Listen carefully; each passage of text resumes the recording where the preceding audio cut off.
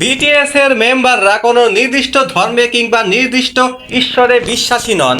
RM একবার বলেছিল তিনি অ্যাগনস্টিক, ঈশ্বর আছে কিনা তিনি নিশ্চিত নন, কিন্তু তিনি বিশ্ব চেতনায় বিশ্বাস রাখেন। তিনি বলেছেন যখন তিনি প্রকৃতির দিকে তাকান তিনি অনুভব করেন প্রকৃতির আমাদের থেকেও বুদ্ধিমান কোনো সত্তা প্রকৃতির মাঝে আছে, অর্থাৎ তিনি প্রকৃতির মধ্যেই সৃষ্টিকর্তার উপস্থিতি খুঁজে পান।